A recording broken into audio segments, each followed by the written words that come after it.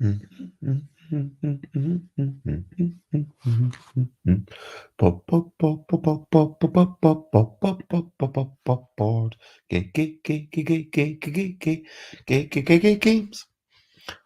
games, board games. I might be talking about board games, but I'm not gonna shout. I am starting off this streaming with a little bit of singing, and I'm been to Dragonmeet. There was quite a bit of chocolate to eat because I bought lots of chocolate with me, and it was enjoyed by me and Josie. Hello, good morning, good afternoon, whatever it is, wherever you are. 10 a.m. ish UK time. Time for another Busy Beats and Board Game Blether. And today I am chatting about Dragonmeet. I guess it's going to be a debrief. I've got a few photos that I took that I will share. I took all this stuff on my phone. Some photos that Josie took that I will struggle to share, but that is basically recent highlights, living life and seeing the sights, recent highlights, playing games and other delights, recent highlights. Before I get into Dragonmeet itself, I guess I should talk a little bit about Friday because I never mentioned what happened on Friday on yesterday because yesterday it was super busy. Just to give a very quick rundown, Dragonmeet, I enjoyed myself. I worked out that I sold 77 games. I will say that I want to say 9 of them were to a shop at the end. So I really only sold 68 things at full price. And then, yeah, I came back with 1, 5, 13, 14, 15. Yeah, I came back with 16 games. And so feels like I did a reasonable analysis of how much I might sell. Some of them sold out. I could have probably taken more. It was also about seeing people engage with the new things. And that was really, really nice to see. I enjoyed, getting to know people. It will be my last Dragonmeet, and that was a bittersweet moment. Chatting to Dan and Gwen about it afterwards, it occurs to me that going to conventions nowadays, it's as a trader, it's pretty much a hobby. I mean, I'm not really self-publishing as a business anymore, is the truth. Back in the days of In a Bind, I was saying, yeah, this is the way it's going to be. I want to build up this business. I want to sell more of In a Bind and more of In a Bind. And eventually, one day, maybe it will sell, tens of thousands, and then that will be a good business. Or maybe it'll sell hundreds or whatever of thousands, hundreds of thousands. I mean, thought it could one day maybe sell millions. I mean, maybe one day it could still sell millions thanks to, the ongoing efforts of companies like Jigmic and their partners who are promoting the game. But as I look ahead into my future, as I reflect, I mean, I'm going to change the banner. Um, yeah, this is a realization. Self-publishing is kind of a hobby. So right now, I would like it to be, why do I self-publish? I don't plan to build up a big base with my maybe with the L deck. I would like to stay in control of that, but everything else, a game about cute comical creatures and trying to identify them after some makes noises. I've already got another publisher interested. All my games I've been showing off to other publishers because I'm happy to offload them. I'm happy to offload the work of the marketing, of working out the logistics, because frankly, getting stuff to shops, working out how to make it available in different territories, building up the infrastructure, that's not something that I have the space for. So then I think, okay, can I do it like on a small scale? And sure, I've been doing it on a small scale, but it's not something that can really um, make me a livable income. It's never going. I've come to terms with that.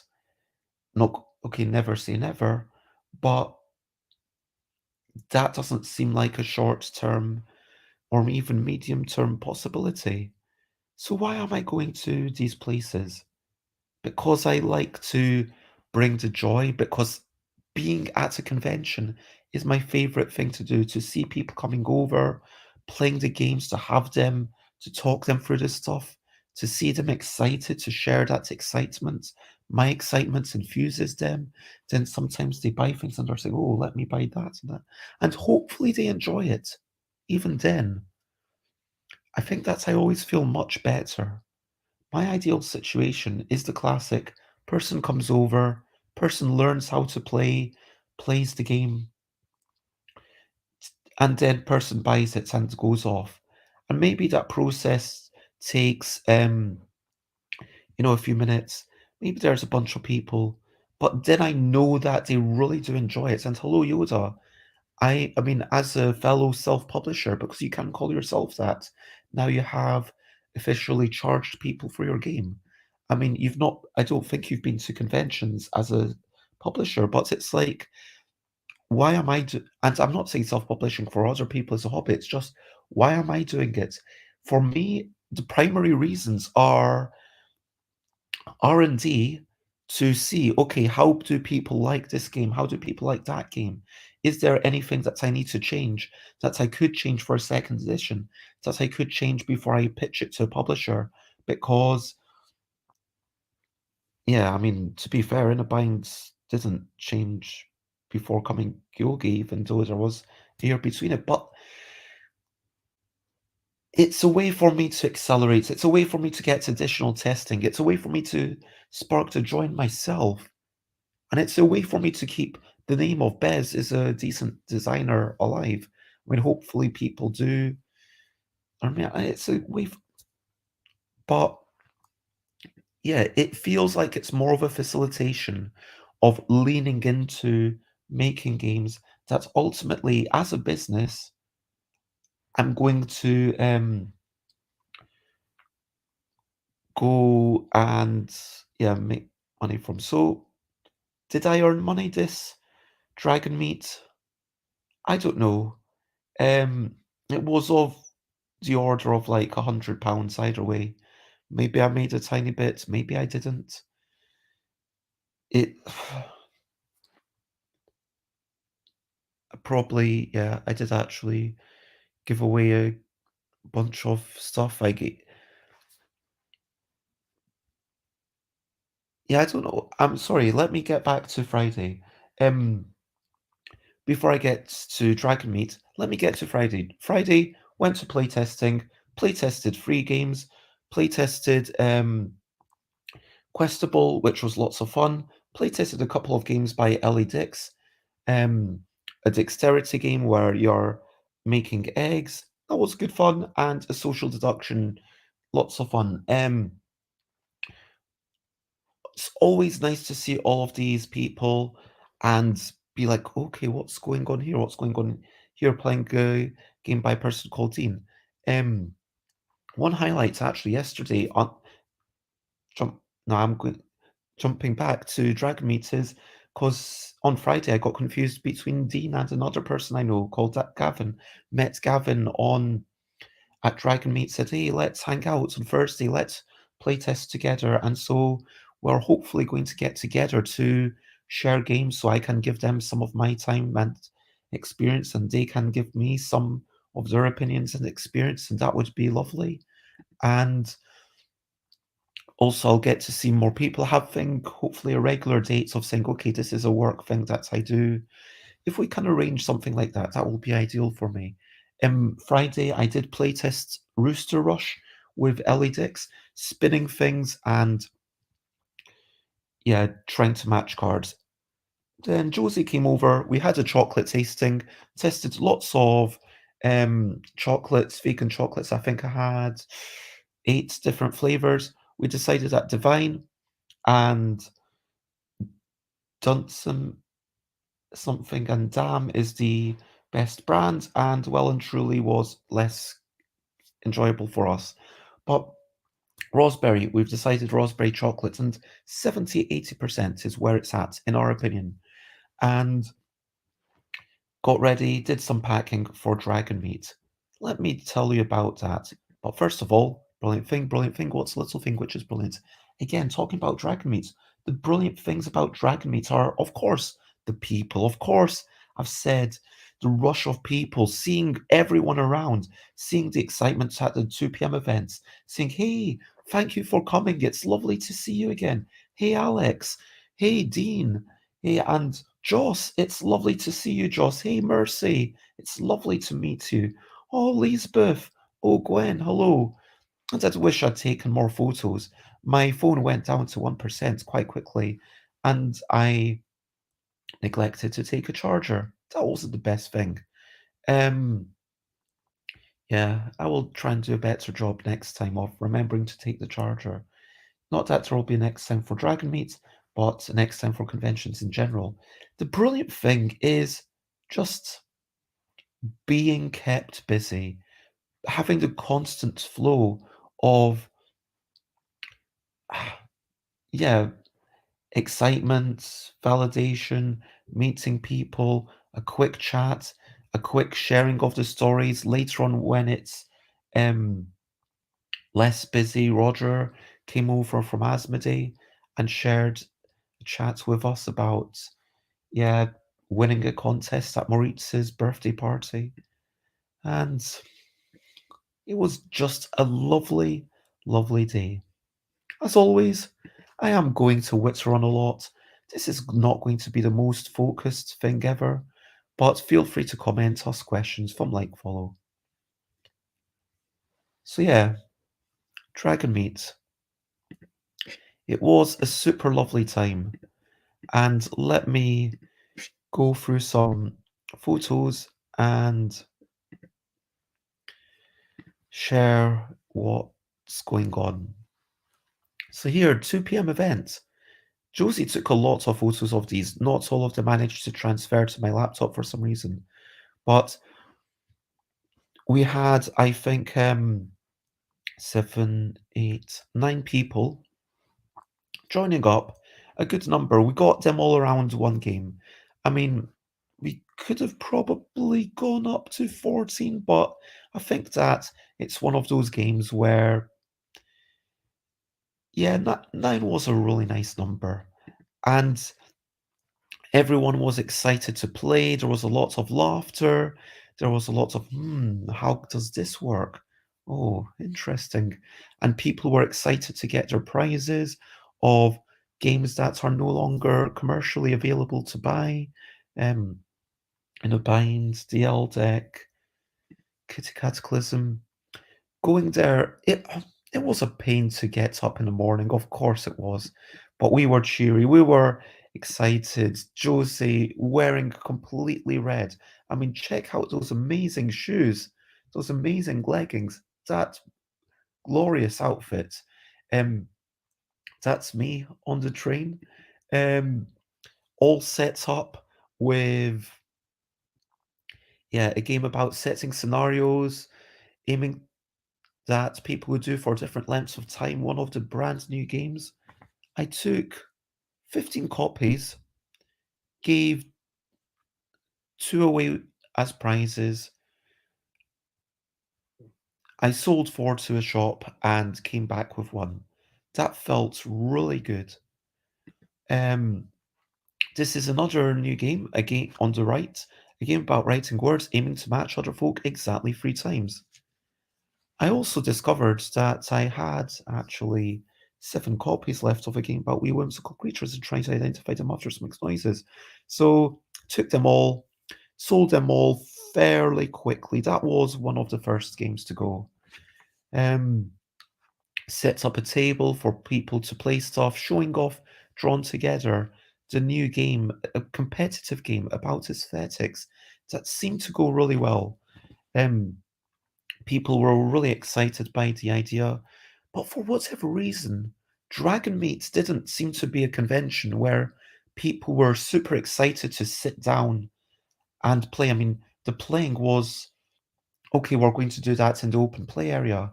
I'd be really interested to chat to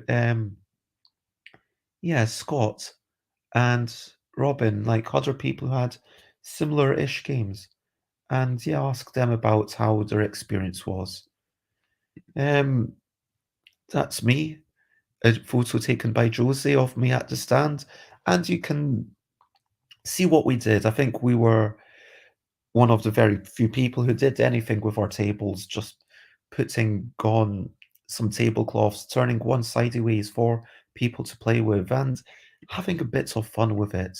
And there's Josie. Um, Getting people to actually sit down and play the games. I mean, even though people were, oh, what's this game? Can you tell me about it? And then I'd tell them about it.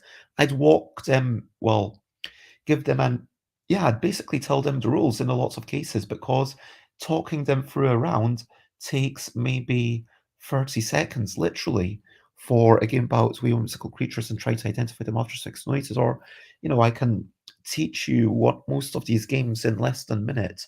And so people would listen to the pitch and then buy a whole bunch of these things, which was lovely to see. But at the same time, it was always much more gratifying when people sat down and played and were like, yeah, that was a nice game. And what else can we play? Let's play something else. And that was always wonderful. People really get it, seeing that, hey, it's because when you buy a game, there is sure, you buy it because you want to play it, but will you ever actually play it? And I know myself, there's so many games that I get, and then maybe I don't actually get to play them. But especially with something that costs a fiver, you might just buy it and think, yeah, I'll buy it and hopefully I'll get to play it. But then this is not just potential fun that these people are having. This is real, actual, unadulterated fun. And so that was wonderful. Um Josie doing a great job of showing a bunch of people what's going on. Um, Robert and everyone else playing. Oh yeah, and then that was basically all the photos that I took. Wow, that wasn't much. Um, Let me give a quick financial breakdown. Let's bring a tag out. Sales. Okay. I'll just tell you all my sales. I'll tell you everything that I took. I'm giving you all the details. I took 8 copies of a game about quickly grabbing creatures that are totally different and counting your beetroots, the red edition. There's a game about quickly grabbing creatures that are totally different and counting your beetroots, the black and white edition. A game about quickly grabbing creatures that are totally different and counting your turnips, the red turnips. A game about quickly grabbing creatures that are totally different, counting your radishes in color. A game about quickly grabbing creatures that are totally different, counting your radishes in black and white. I took 8 of the red beetroots, gave 1 to charity, sold the other 7. Actually, I would say gave, 8. I sold 1 to charity. I sold 4 to a shop, so that means I must have just sold 2 to the public, and I came back with 1. The black and white edition, I went with 8, gave 1 to charity, sold 2 to the public, came back with 5. That's quite a lot. I only sold 2. Why is that? I went The turnips, I went with 6 and I sold 5. So I did radishes color. I went with 5, sold 2. Black and white, sold 1. And so that means that I basically sold 2, 4, 5, 6, 7, 12 across them. So yeah, it's a decent amount. And I think I expected, because yeah, I keep forgetting that most people aren't going to buy multiple. I want to have more to allow for everyone to buy all the editions. I thought, okay, if we're promoting this more, more people will buy it. But it's interesting, just like by the virtue of having something on the table, if it's enticing, if it costs, you know, a fiver and people understand it within 30 seconds, then I think it's going to sell well. Like the dice and ink is basically the only thing that's not sold really well for me. So I'm right now thinking anything that's less than £10, I am basically going to sell fairly well. But it's not like I can magically boost up sales a lot more. A game about writing words aiming to match other folk exactly 3 times. I took 11 copies and I sold out. I did sell out close to the end of the day. So I feel I did a really good job of how many I took. A game about setting scenarios that people do for different lengths of time. I sold 4 to the shop. I gave away 2 as prizes because I know it might not be the best business decision, but Ben Downton has convinced me that giving away a couple of copies as a contest rather than giving them something else and encouraging them to buy that game, um, just giving them that prize because they've clearly enjoyed it, they won that contest, so they are likely to continue to play it, and I hope that, yeah, it will lead to more sales down the road, I guess. So anyway, I sold 2 as prizes, sold, gave 2 as prizes, sold 4 to the shop. Um,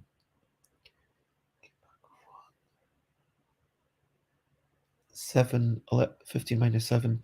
I sold 8 over the course of the day. That's slightly less. Yeah, that's slightly less than a game about writing words aiming to match other folk exactly 3 times. That's really interesting. I wonder if, yeah, I guess that's a game about writing words aiming to match other folk exactly 3 times. Is it more of a self-explanatory title? Are people more interested because they're maybe because it's playable with 3? I'm not sure, but that's a really strong, you know, thing. And then I had 3 copies of Dice and Ink, sold 1 to the public, sold 1 to a shop, gave 1 away to a friend, and sold 1 to a shop. Everything else completely sold out. So let me go through them.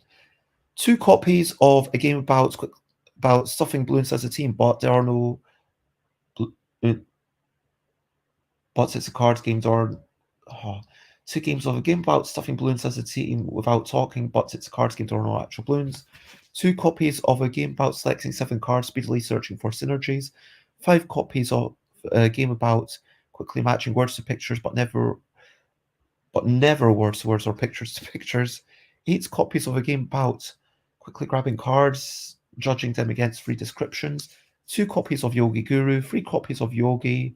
Um,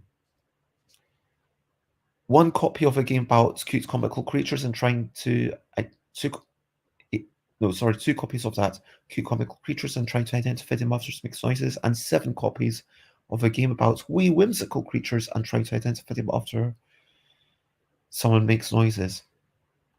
And I think that actually comes to, yeah, I made a mistake on what I wrote. It was actually 74 games sold total.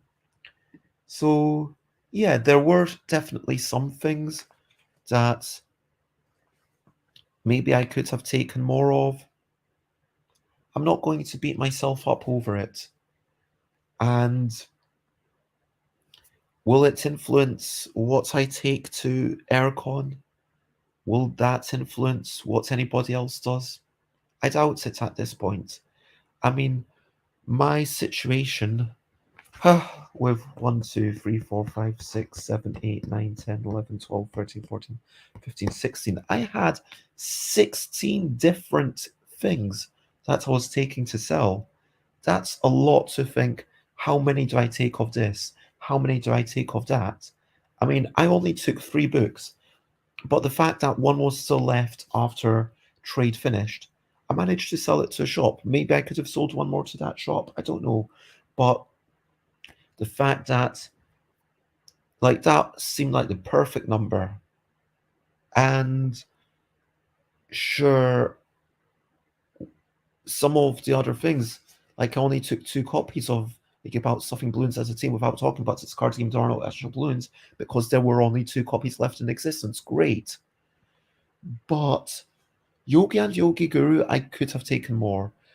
I think I expected fewer people to buy that because I expected most people to already have those games.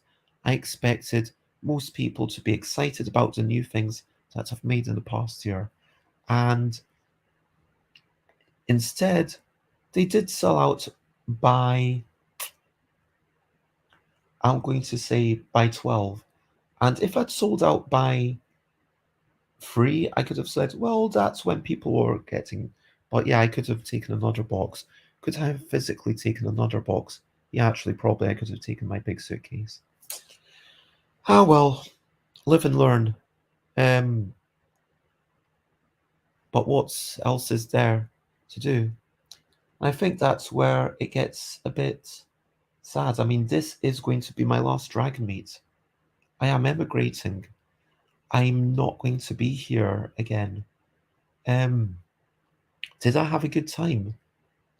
Yes, absolutely. Oh,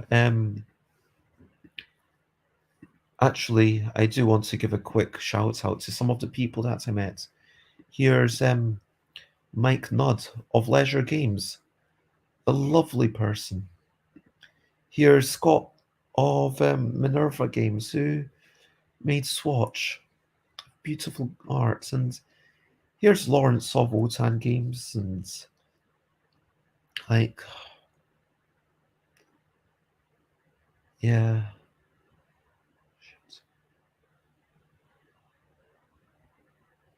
Lloyd, Lloyd, Lloyd is just amazing, and Dean. I mean, there were so many other people that I met that I could have been, yeah. It was just a lovely, lovely time.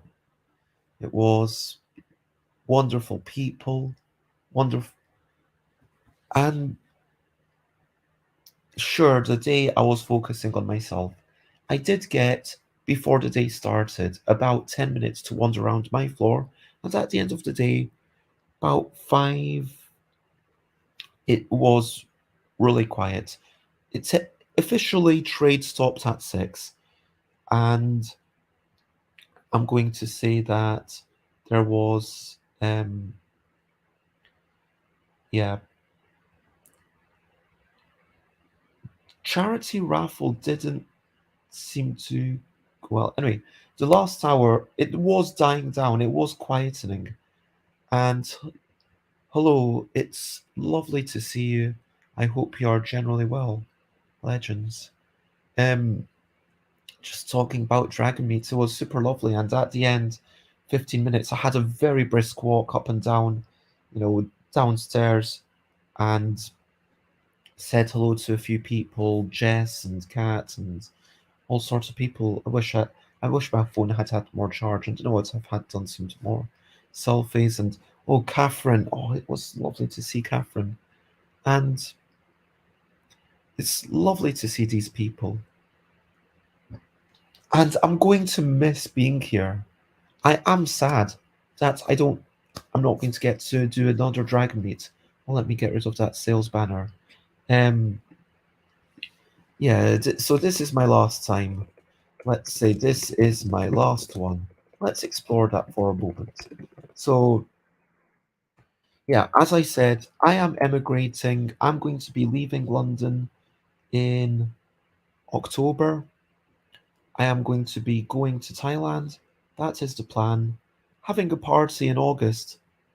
If you know me, like if you're watching this and not already on the guest list, reach out to me. Send me a message on Twitter or Facebook or email or phone me or whatever you've got. However we get in touch, Discord, whatever. I mean, I guess you could message me on Twitch, but yeah, it'll probably take me a couple of weeks potentially to see that. But I am leaving. I am having an emigration party. Yes, this was a gaming convention. Um, I am having an emigration party in, yeah, August 11th, 12th, and 13th. And of course, I will miss scenes like this. Of course, I. But it's every convention has a particular flavor. Every convention. When I look back at Tabletop Scotland, I mean, I'll be there again. But Tabletop Scotland, um, you get what's unique about there. Well, you've got really reasonably priced food upstairs. That's a really nice thing. It manages to do a really good job of balancing busyness and having lots of exhibitors. And for me, um, people coming and spending time playing with actually in the evening we all go down and we go up, and everyone's still in the center because it's all in one building, and it's a small-ish building, but it's square, it's easy to navigate, and you go upstairs and there's a lovely quiz and there's a nice social vibe. That's what yeah, Tabletop Scotland does well. um KCon, that was really nice at having friends around and being in Milton Keynes, like the unique aspects of that. I mean, Dragonmeet, and I'm focusing on Dragonmeet today because like that's where I was yesterday. It is about um the unique space, the fact that it's on multiple floors. Sure, it's kind of annoying, but I've been so many times now. When was I there? Maybe 2012, 2012, 13, 14, 15, 16, 17, 18, 19. It didn't run in 2020, 21, 22. Wow. I think this might have been my 10th Dragon Meet. And it's not always been in the one place, but none of the buildings have been like a big giant hall like UK Games Expo. That kind of place doesn't exist in central London. I like the fact that it's really accessible. That, well, for a Londoner, it's really accessible. You go on the tube line, you go to Hammersmith, which is really easy to get to, and then you walk less than 10 minutes, and boom, you're there. And then, sure, there's multiple floors, but you go up and down the escalators.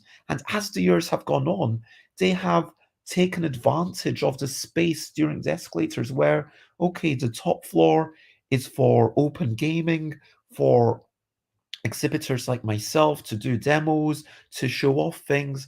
And then the bottom floor, there's maybe a bit more books stuff, a bit more RPG stuff, a bit more making stuff. Like, yeah, when I say making stuff, I mean like leather work, earrings, sweets that have been handmade at home, gaming adjacent stuff. And that's a lovely thing. I think upstairs is kind of more of the, hey, you'd expect to see board games, and that's where I fit better. I mean, but in the middle, then that's where they have the role-playing games, the seminars, and in the escalator area, like literally while you are walking from this escalator, then you go round and down the escalator and walk around and go down the escalator. And you've got all the podcasters on tables just to say, hey, we're here, listen to our podcast, hey, get some of our merch. And it's lovely to see those people. I mean, seeing Greg, and like, it's a bit of a shame to not see Dragon, but like, see my friends there and see the people that I've seen so many years. Because every single convention, even though as an exhibitor, I think, okay, there's going to be, there's not as much crossover as you might think. I mean, the sure the UK is a relatively small island compared to the, I was going to say compared to the American continent, but compared to Japan, it's a relatively small island. I mean, I'm trying to think of another island. I mean, yeah, it is a kind of small country, but even so, people who go to Tabletop Scotland, there's, I would say, a good 50% of the people that I see there I might not see anywhere else. But then you do see, okay, hello, Sally Jones, it's lovely to see you. Oh my gosh, Catherine, yeah. And but you know that, okay, I'm going to see Catherine at Aircon and UK Games Expo and Dragonmeet, but I'm not going to see Catherine at Tabletop Scotland. I know that I'm going to see a totally different Catherine at Tabletop Scotland and UK Games Expo, but not at anything else.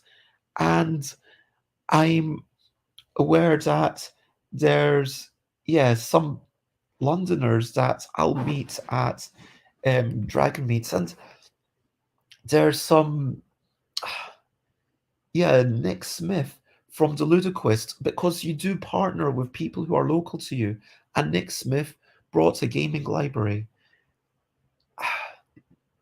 Let me talk about the gaming library for a short moment.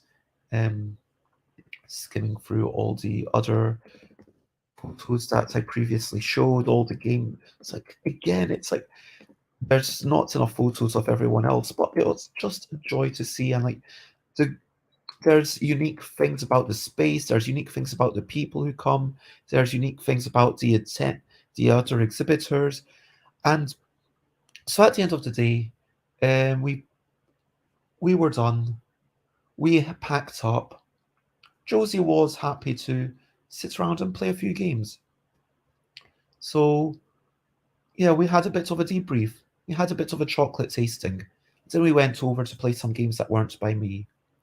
We played Double, the Gruffalo version. This was fairly nice. Most Double games do have a new rule set. It always seems to be like a slightly worse version of Double, if I'm being honest, like the new ones. This one, okay, there's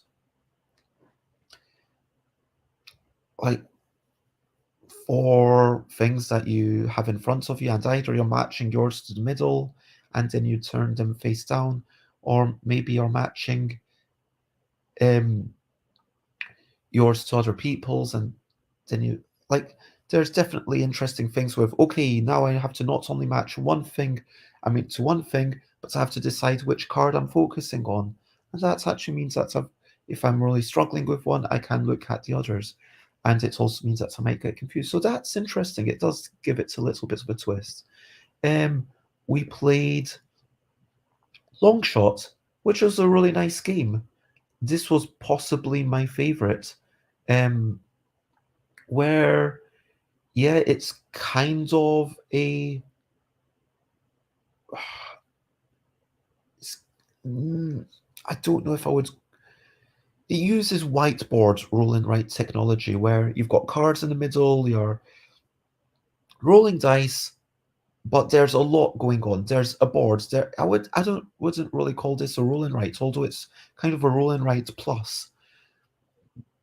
I don't think this game would exist if it weren't for the roll and write craze having started. So you've got horses going round, and you roll the dice that determines which one D8 determines which horse goes round, and a weighted D3 that's weighted towards the twos, but also has a 1, some ones and a 2 on it. I mean, a 1 and a 3 on it, determines how far that horse moves. And however far that horse moves, you'll look at that horse's card, and there will be some other horses with X's on them, and you'll move all those other horses one step forwards as well.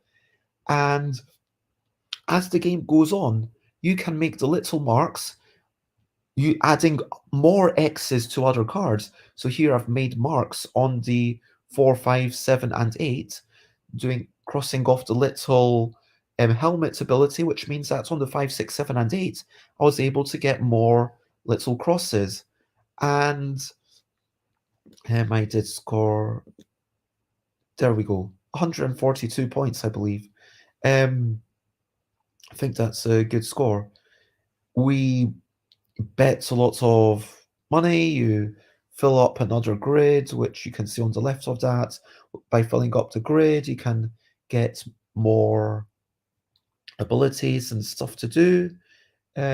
By crossing off jerseys and helmets, you get money at the end of the game. By betting on horses, you'll get money at the end of the game as long as they either qualified or came in the top 3. Qualification means coming into the final range. So as it happens, 4 out of the 8 horses qualified. So you've got really good odds if you bet. There's a good chance that you're at least going to get your money back. But yeah, getting those jerseys is also a nice thing to do. But I started off just focusing on doing the grid so that I filled in the grid first, and then so did everyone else. But then at that point, now I'm filling in now that I know what I'm aiming for, I can bet, and I'm manipulating the horses. That was my strategy. I'd definitely play it again. And you're also able to buy the horses, and buying the horses gives you special abilities. Super lovely. Legend says, I have long shot the board game and also the new dice game.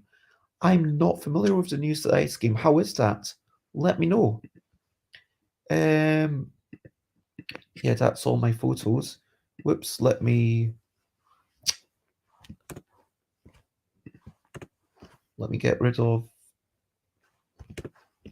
that. Okay. Yeah, I really enjoyed Longshot. There were the dice game. Oh, that is the new dice game. Okay. Huh. So how's the board game then? Is the board game good? Would you say the board game's better? Would you say it's worth playing the board game?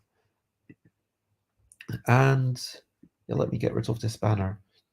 Games played at end. Games played at the end. That's what I'm talking about now. Yeah, we also played Catstronauts, which is a new game by Alley Cat Games. Chuck a bunch of cards around, and then it's a speed game, placing tiles onto cards. It's not something that's like, if someone had that game and something new that I've not played personally, I'd be up for like there's something new. Like it's a perfect like fine game. I'd be up for playing it a couple more times and be like, yeah, it's a nice diversion. I enjoyed that. We had a kids' memory game, which, for Josie was like, too much memory. We played on a scale of 1 to T-Rex, which for me, I found that super fun. You're trying to do actions, try to do them at a certain intensity level, trying to match, okay, I think that person's at intensity level 7, so I'm going to try and match them. If they're within 1 level of you, then you get a point. If they're exactly your level, you get 2 points. If they're further away, you lose a point.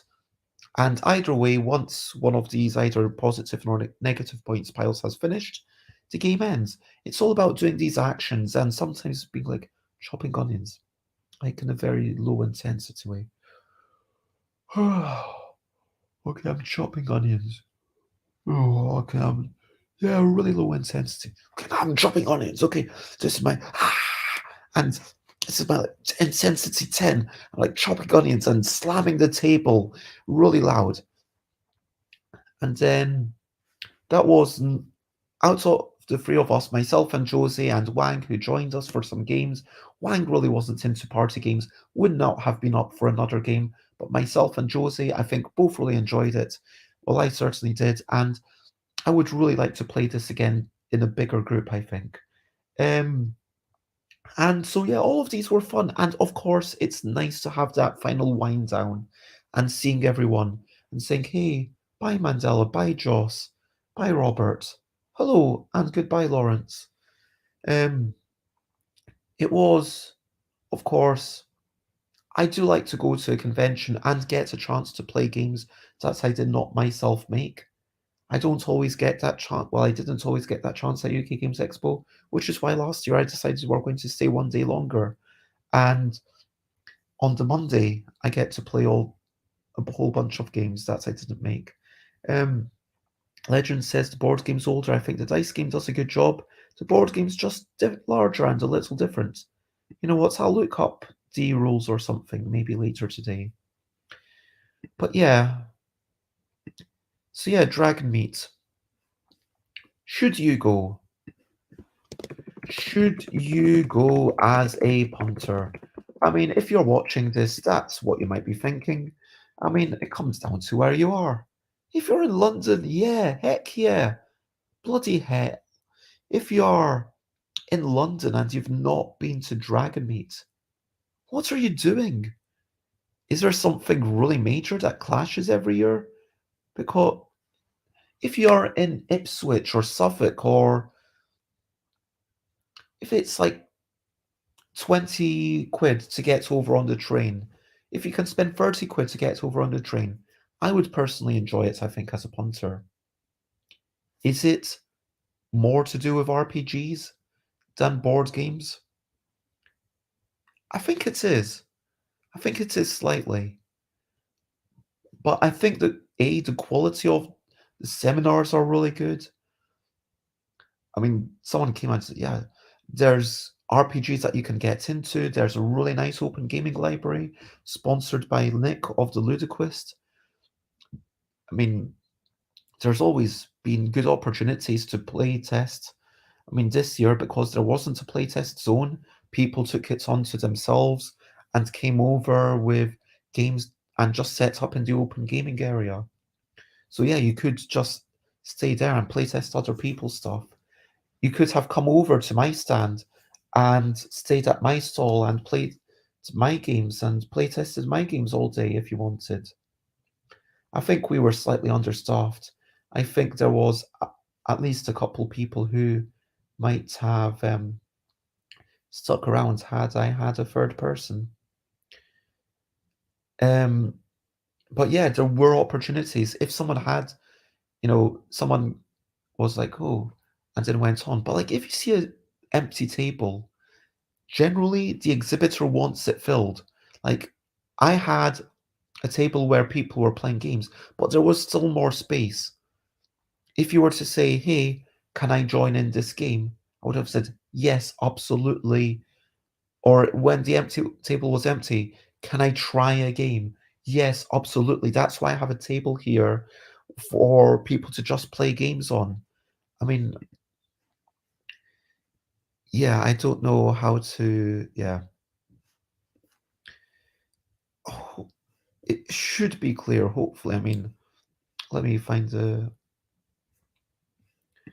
photo again. I mean, like this is what it looks like at the start of the day. I mean, hopefully that's clearly a table for people to play games on. And on my left, a table for people to check out the games, to learn the games, and even maybe, yeah, have a quick demo, like a 30-second, 1 minute demo. But then on the right, yes, that's where people play. And if you see an empty table, ask the person, hey, what's going on here? Because if it's probable that it'll be an interesting thing, check it out. And um, Legend says, I've been to London once. I mean, maybe time it with a Dragonmeet, although if you're coming from international, you could also time it with, hey, pass through London, go to UK Games Expo. Yeah, traveling internationally, that might be a better thing. But there is a cozy vibe. There's a nice thing seeing it wind down. Um, yeah, you won't get to meet me. I'm no longer a dragon. I won't be living in London. But like, should you go as a punter? Yeah, it's worth it. Like personally, I can't say for you. I don't know what RPGs like, what games you like. But speaking for me, my current living, like I would, it is a really enjoyable day out. That is all I'm saying. And if you can afford to travel in and for a day out, then yeah, go for it. And if you can combine it with a visit to someone, then maybe it's worth even coming down from further away, coming down from the tip of Scotland or coming internationally. I don't know. If you can combine it with, you know, visiting someone who lives in London. Should you go as an exhibitor? Huh. Again, that's a difficult question, and I can't answer for you. It was worth me going. I mean, how far would I travel? If I were living in Glasgow, would I travel down to Dragonmeet? Oof. I don't think I would travel from Glasgow to Dragonmeet. I think I would probably travel from Manchester as an exhibitor. In my current situation, like if I were in Manchester next year, hypothetically, with the games that I'm personally selling, if I were in Birmingham, probably like somewhere like that, with where I can spend like like then I'd also be thinking, okay, how much does it cost me to be here? Can I maybe stay with someone? Could I maybe find someone in London to stay with? I'd have to work out the costs of the accommodation and everything. I would say as an exhibitor, yeah, sure. If I were living in anywhere that I could make it a day trip, that would be a no-brainer. If I had to pay for accommodation and everything, that would be a tougher sell. Honestly, it's good sales for one day. It's not good sales for a whole convention. And it's okay sales for a whole convention. But yeah, I don't know if I would. I'd have to really run the numbers on that. But if you are if you are able to, yeah, get to London by if you're able to get to the halls by 9 o'clock, I think it's worth being there. If you're able to get to Hammersmith by 9 a.m., traveling from where you are and then going back. So you'd, and if that's something that you are able to get up early enough to do and not be completely brain dead and say, I'm going to have a miserable week because of it. Yesterday, I had a really long day. I'm going to be tired today, and that's okay. I'm going to have, like, I don't know if you can tell, my throat is definitely feeling a little bit croaky, but it was lovely. And if I'd come up down from Manchester, that I would be okay. That's like okay, going to take a couple of days out, but like yeah, I'll still be getting up yeah a bit later. I would yeah, I would definitely recommend looking into it. So yeah, do you have any other questions about Dragonmeet? I mean, the number of exhibitors, the number of attendees, frankly, that's online, but it's not comparable to UK Games Expo. It's definitely comparable to Tabletop Scotland or Aircon. It's similar. Again, I've said this before, but I would say that there are three medium conventions in the UK. That like there's the big-ish conventions in the UK that I'd recommend. UK Games Expo, everyone as an exhibitor should go. Everyone as an attendee who is willing to travel, who's able to spend. I mean, if you've got time, everyone should go to UK Games Expo if you're in the UK. That's my belief. If you're international, you should strongly consider it. It's wonderful. I think UK Games Expo is the amazing. And if you're going, then if you're watching this, I invite you to hang out with us on Monday. That's my own personal mini convention. And I hold it. I don't know if I can call it a mini convention. We basically go to a library and play games. Um, there were about 8 of us, and it's everyone who's helping out at my stand, plus maybe 2 or 3 other people. That's the way it was last year. It was the first time I did it. I'm imagining it will keep growing as it becomes a bigger thing. But it was super lovely. And yeah, I had UK Games Expo, the seminars, the things to see, the RPGs. You are spoilt for choice. Then you've got the smaller ones. Tabletop Scotland, Aircon, Dragonmeet. I would I would say that these could be destinations, like if you're coming from Germany or if you're coming from, France, like potentially, like if you had other things to combine with it to make it a trip, but it's not like a big thing. And obviously, like I say, Dragon Meet is just one day. And why is it one day? Like, yeah, like having the halls for 2 days, that doubles their costs. Could they realistically double the sales? Because they might have to charge exhibitors twice as much. Could they double the would people be willing to spend, like, it'll probably be a bit less than double, but would an exhibitor get twice as many sales? I mean, I don't know. Probably not. And it's interesting to think that we've got a situation where maybe a 1 day convention is something that it can support, but going to 2 days for whatever reason, like at the end of the night, it is winding down. After 7 o'clock, frankly, it was a bit sad wandering out and being like, yeah, there's probably 50 people here. I don't know. I'm underestimating. But in this room, there's a bunch of people playing. Okay, there's an empty table. Okay, it's nice that there's an empty table that we're able to grab. But it would have been even nicer if all the tables were full and then we had to think, okay, let's join a table where people are playing the kinds of games that we are up for playing. And we are going to yeah, join in. It was lovely. It doesn't feel like it's bursting at the seams to go into 2 days. It's not like UK Games Expo where in the Clarendon Suites it was bursting at the seams, or City of Games where it was so oversold out that Frank West just said, no, I'm not doing this anymore. But it is a lovely convention and I would recommend it. And yeah,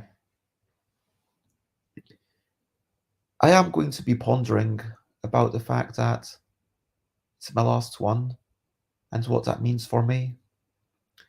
And I will cherish moments forever. Dragonmeet might have been the first time I publicly playtested the game that would go on to become In a Bind, which would go on to become Yogi. I think it was called Redonkulous at the time. I think Dragonmeet, you know, it was. I never launched anything there. Except, no, I did. I launched a game about quickly grabbing creatures that are totally different, counting your turnips last year. Every year it was the first year that I met Jason Johan. It was the first year that I met James, and I think it's where I met Sanchit. Johann's become an amazing friend, and even like, and I really hope Johann, if you're watching this, I really hope you're okay. I mean, you should phone them, I guess. It was, yeah. I met so many people, and everywhere I remember the Stackbots people with their colour chess game. I mean, it's where I've seen the Camden Games people and maybe made plans to meet up in Camden. I've made so many connections with people in London. It is the convention. If you live in London and you're into games, you should be coming here. Why the heck are you not coming here if you're into games and you're in London? And I am honestly sad that. Sorry, I'm getting really emotional. Oh, I'm glad that I've got to clean. I am honestly really sad that I'm no longer going to be here. And it's nothing to do with Dragonmeet, it's that I'm going to go on to hopefully. I don't know if it's going to be better things, like being in Bangkok in December. I don't know if I'll be able to, like, I'll hopefully make new friends. And yeah, I'll talk about that another day unless you have questions to ask me. I'm going to finish up. For now, question of the day, question of the day. Here's a little question before we go on our way. My question of the day is, do you have a local... My question of the day to everyone is, which city do you live in? And do you have a convention that you think is the best in your city? Do you have a convention in your city? That is my question to you. Which city do you live in? Do you have a games convention in your city? I live in London, and I've just talked about Dragonmeet, so if you don't know the answer, then you've really not been listening.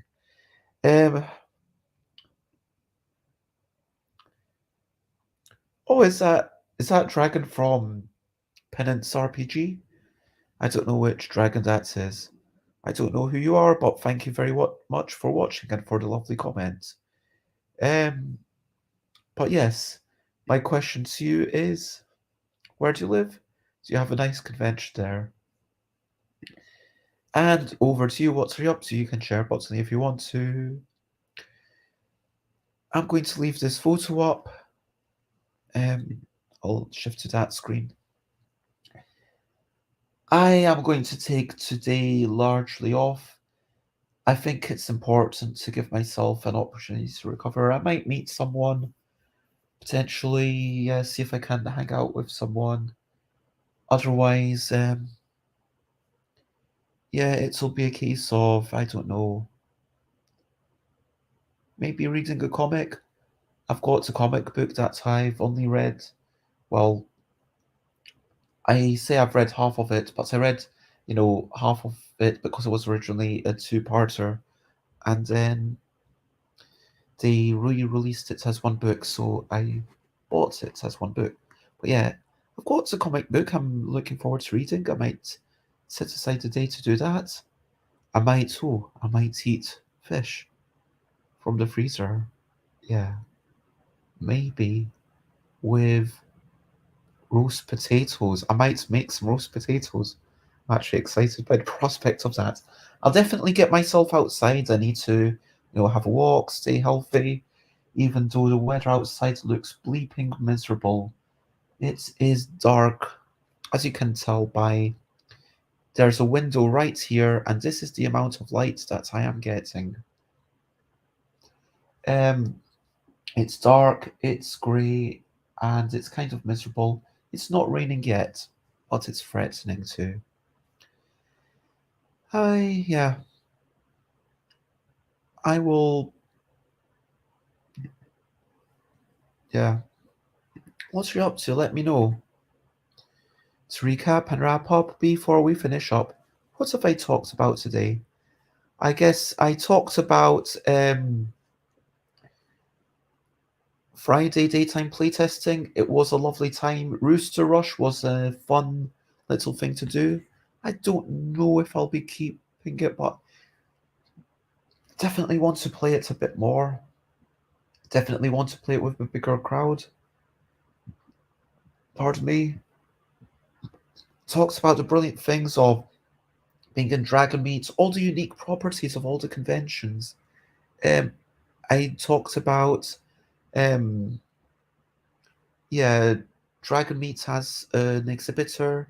Yeah, if you are able to make a day trip to London, I'd say as an exhibitor, it's worth going.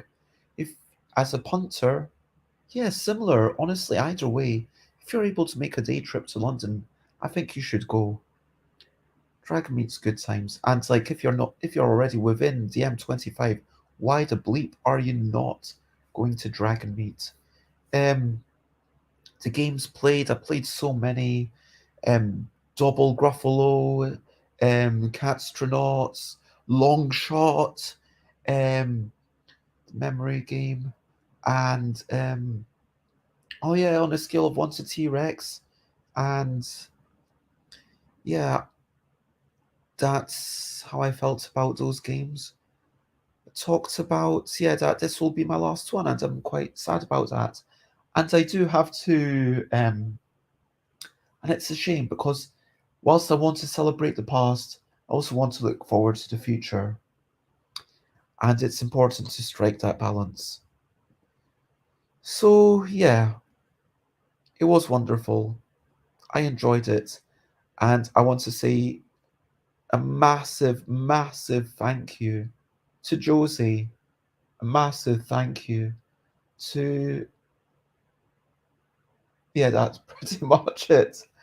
But yeah, to everyone who came over to play games and, um, yeah, interacted with us, bought stuff, bought stuff at the end. Nick Smith for sharing the games, Wang for being there at the end, Joss, Dean, Lawrence, Gwen, Dan, everyone for saying hello.